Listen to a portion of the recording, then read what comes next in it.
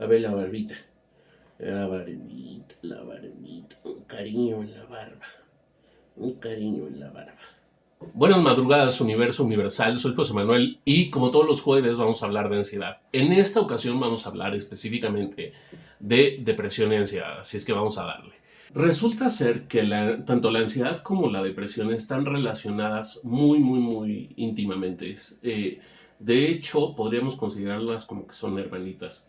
Y casi que, al menos en los datos clínicos que tenemos, en el 50% de los casos, ya sea de personas depresivas o de personas ansiosas, en el 50% de los casos, la enfermedad se presenta o las enfermedades se presentan de manera conjunta. Y entonces, por ejemplo, si alguien empezó siendo depresivo, tiene 50% de probabilidades de convertirse en depresivo ansioso o, en el caso de ser ansioso, ansioso depresivo, ¿no? O sea, da exactamente igual. Pero bueno, ¿por qué sucede esto?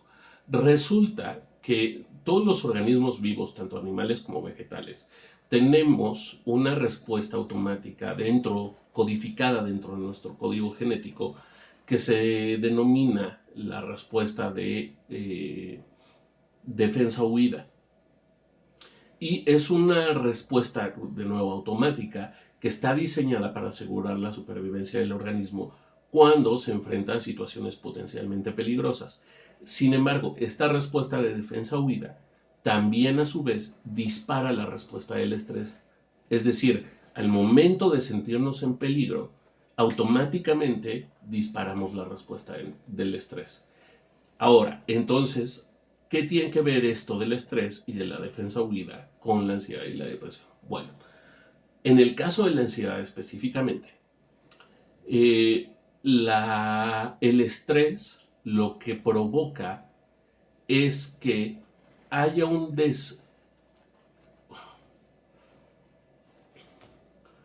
Bueno, ¿qué tiene que ver esto de la ansiedad? Digo, ¿qué tiene que ver esto de la respuesta de defensa huida y el estrés con la ansiedad o con la depresión? Bueno, resulta ser que el estrés, cuando se convierte en un problema crónico, es decir, cuando todo el tiempo estamos estresados, es porque todo el tiempo nos sentimos amenazados. Y podemos entender, por ejemplo, a la ansiedad como un estado de hiperalerta. ¿Qué quiere decir esto? La ansiedad lo que provoca es que vivamos mucho tiempo con miedo, que siempre estemos yéndonos al peor de los escenarios, que estemos pensando en que cada situación va a suceder lo peor, ¿no? Justamente esto deriva del estrés, de un problema de estrés crónico. ¿Por qué? Porque cuando el estrés se vuelve crónico, empieza a dejar de diferenciar entre los estímulos peligrosos y los que no son peligrosos. Cuando estamos en estrés crónico, todos los estímulos o todas las situaciones que vivimos se convierten o las asumimos como si fueran peligrosas. Y entonces todo el tiempo estamos manteniéndonos en un nivel alto de estrés, ¿no? Y cuando caemos en la ansiedad, es la consecuencia lógica de un organismo que lleva mucho tiempo estresado. Y entonces perdemos de vista esta diferenciación entre estímulos potencialmente peligrosos o estímulos inofensivos, ¿no? Y justamente en la ansiedad, a los estímulos inofensivos los magnificamos y los llevamos al lugar de ser críticos, catastróficos y que es el peor escenario que puede suceder, ¿no? Entonces, esta es la relación entre la respuesta de huida o defensa con el estrés y con la ansiedad. Y cuando, después de haber caído en la ansiedad, la relación entre ansiedad y depresión, por un lado, tiene que ver con la química cerebral, con un desajuste en los niveles de la química del cerebro, pero también tiene que ver con cuando vamos a analizarlo desde el punto de vista energético. Digamos que tenemos una pila, ¿no? Que nuestro organismo funciona como con una pila, ¿no? Y esta pila tiene una cierta carga límite. O sea, es como el celular, ¿no? La carga solamente puede llegar al 100%. Y entonces cuando tenemos la energía del día, estamos, o cuando despertamos, tenemos la pila cargada, ¿no? Pero como todo el tiempo, cuando estamos ansiosos, eh, estamos en un nivel de actividad no física, pero sí cerebral, mucho más alta, estamos en un estado de continuo de alerta, esto consume más energía. Y entonces, si nuestro cerebro está consumiendo mucho más energía de la que necesita, cotidianamente, una de las respuestas automáticas del cerebro es, ok, si estoy gastando más energía de este lado, tengo que ahorrar energía de otro lado.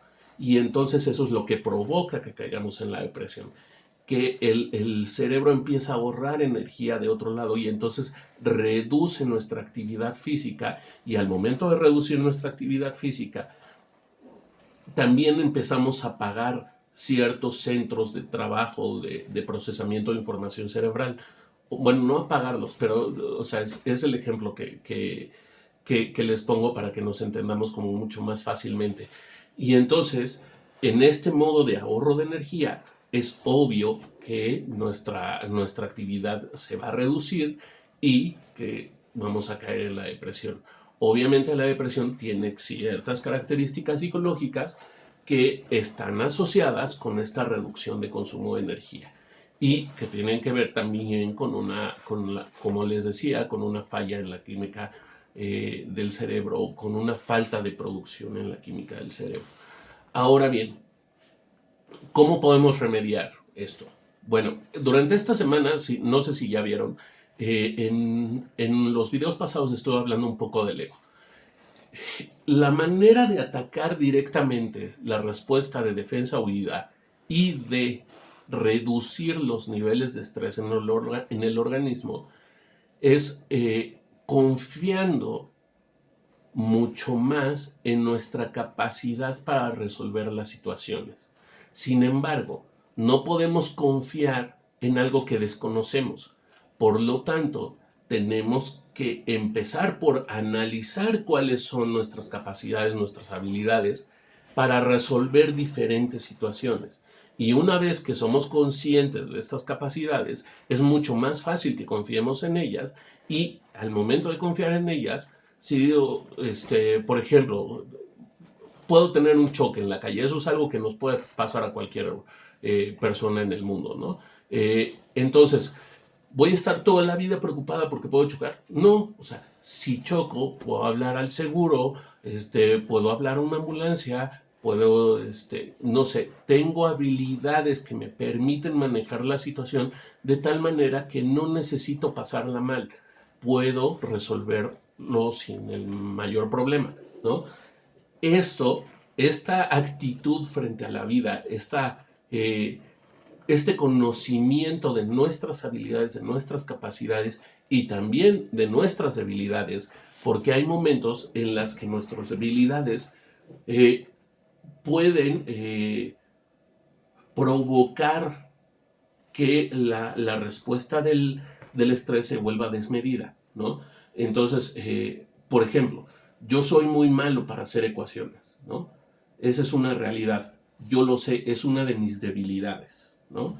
Si me enfrento a un examen de cálculo en el cual tengo que resolver 80,000 ecuaciones, obviamente es mucho más estresante para mí que si me enfrento a un examen en donde tenga que hablar de psicología, ¿no? O tenga que hablar de procesos cerebrales, o tenga que hablar de neurotransmisores, o que tenga que hablar de educación, o de lo que ustedes gusten y manden. O sea, eh, pero yo ya sé que esa es mi debilidad. Y entonces, ok, soy malo para las matemáticas. ¿Para qué me preocupo? ¿Para qué me preocupo de no poder resolver una ecuación? Tengo que buscar la manera de subsanar esa debilidad. Y entonces al momento de buscar cómo subsanar esa debilidad, entonces caigo de nuevo en el estar tranquilo porque voy a encontrar una respuesta que me permite resolver ya sea el problema o las emociones que me está ocasionando el problema, ¿no? Que esto ya es entrar en una cosa que se llama estilos de afrontamiento, que son las estrategias que utilizamos para resolver el estrés cuando caemos en esta respuesta de defensa-huida. Entonces, esa es la relación entre ansiedad, depresión y estrés. Las tres van de la manita, van como en cadenita y es muy, muy, muy, muy común que si tienes una, vas a caer en la otra. Y de hecho, les digo, en el 50% de los casos es como se pueden presentar simultáneamente las enfermedades, pero es algo así como el 80 o 90% de los casos en los que si se presenta una en un momento, en algún momento posterior, en el futuro, va a aparecer la otra. ¿Por qué? Porque van en cadenita, ¿no? Entonces, bueno, esa es la explicación de cómo funciona, de por qué nos sucede, y espero que en los próximos videos ya empecemos a hablar de soluciones, pero era importante aclarar por qué de pronto es tan común el diagnóstico de depresión y de ansiedad conjuntas. Entonces, si tienen dudas, porfa, déjenmelas. No dejen de ver los siguientes videos. Igual seguimos hablando de ego, de música, de problemas sociales cotidianos. Y bueno, si quieren que hable de algo en específico, pues igual, coméntenmelo. Entonces, por ahora y como siempre, me despido de ustedes. Deseo que se porten mal, se cuiden bien, lo nieguen todo y nos estamos viendo en el próximo video. Chao.